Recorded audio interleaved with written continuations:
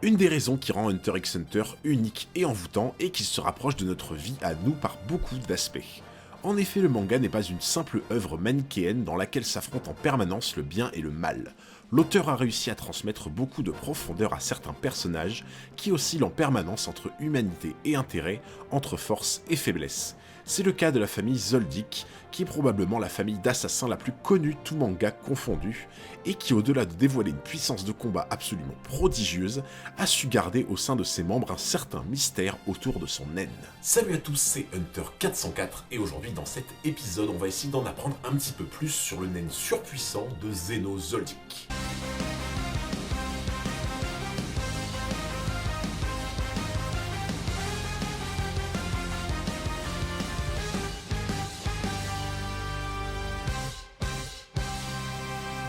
Avant de commencer à étudier plus en profondeur la force et le naine de Zeno, il me paraît intéressant de faire un rapide tour sur la famille Zoldyck. Quand on plonge un peu plus loin dans les origines des Zoldyck, on tombe sur des choses assez intéressantes. Par exemple, il est important de noter que les membres de la famille sont tout particulièrement affiliés à deux types de naines bien précis. En effet, les membres de la famille avec les cheveux noirs, qui se montrent particulièrement cruels, manipulateurs et opportunistes, se révèlent être tous du naine de la manipulation. Par contre, les membres de la famille avec les cheveux blancs sont plus réfléchis, plus simples et savent se remettre en question, et eux sont proches du naine de la transformation. Il existe cependant dans la famille des exceptions qui sont pour le moins déconcertantes. Par exemple, la petite dernière de la famille, Haruka, qui possède un genre de démon qui sommeille en elle, du nom de Nanika. Quand le démon prend possession du corps, Haruka passe alors dans la catégorie du naine de la spécialisation et peut exaucer n'importe quel vœu, à condition que la personne effectuant le vœu puisse satisfaire les requêtes de Nanika, requêtes qui sont souvent aussi lourdes que le dernier vœu exaucé était difficile. Comme autre exemple, il y a également Zig Zoldyck, dont on sait juste qu'il a participé avec Netero à l'excursion sur le continent caché dont parlait Jin.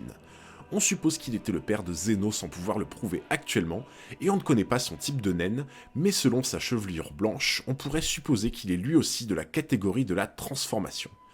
Enfin, la dernière exception de la famille en revient au plus vieux membre connu, Maha Zoldyck, qui n'est autre que le grand-père de Zeno. On sait juste de lui qu'il était le seul membre à posséder le naine du renforcement, et que d'après Zeno, il était si puissant que seul Netero avait réussi à sortir vivant d'un combat contre lui. Netero, qui lui-même à cette époque-là, on le rappelle, était au moins 2 fois plus fort que lors de son combat contre Meruem. Ne vous en faites pas, une vidéo sur le naine de chacun de ces 3 personnages est prévue et arrivera un jour sur la chaîne. Maintenant, si on s'intéresse un peu plus au personnage de Zeno, on se rend compte qu'il est très élaboré et même assez complexe. Sa tenue en elle-même est déjà un mystère à part entière, car Zeno porte des signes alternés sur son costume qui signifient soit un meurtre par jour, soit assassin à vie.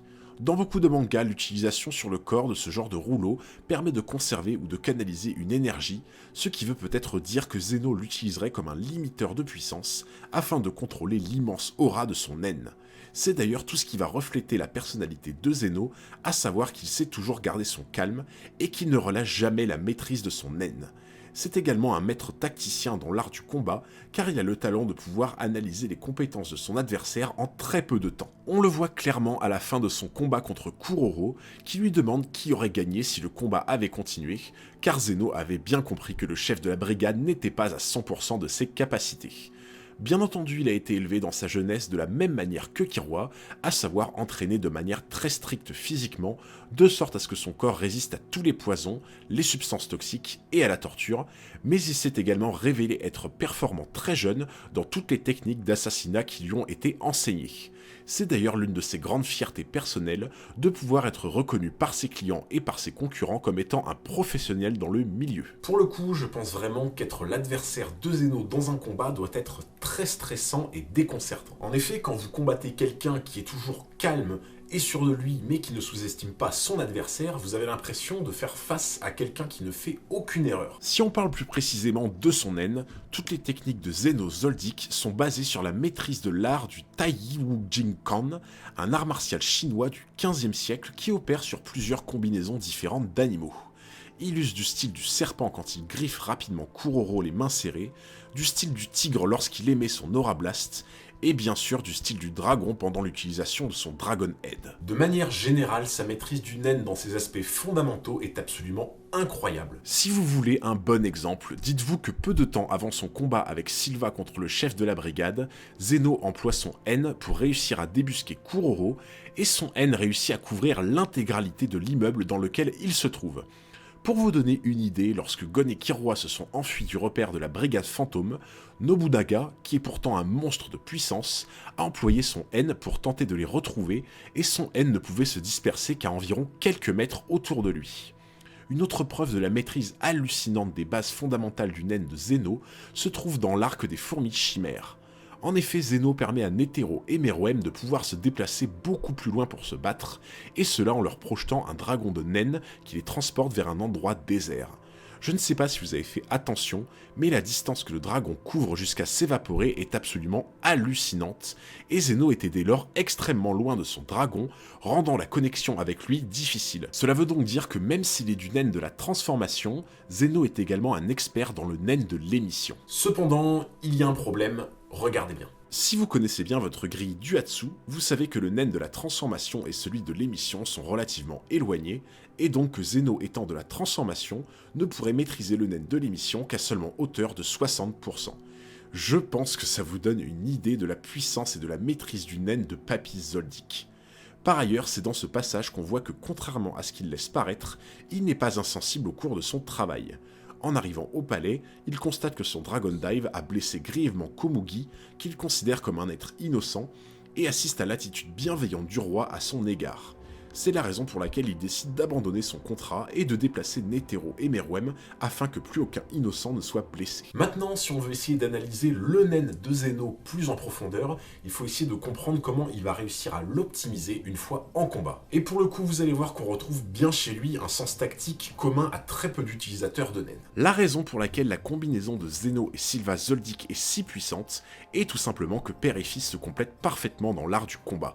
En effet, si la grande puissance du Nen de Sylva vient de sa force, de son endurance et du combat rapproché, celle de Zeno va davantage s'accentuer autour de son placement, de sa vitesse et de son combat à distance. Cela est d'ailleurs confirmé par ses différentes techniques comme le Dragon Head, au cours de laquelle Zeno donne à son aura une extension de dragon qu'il contrôle de son gré.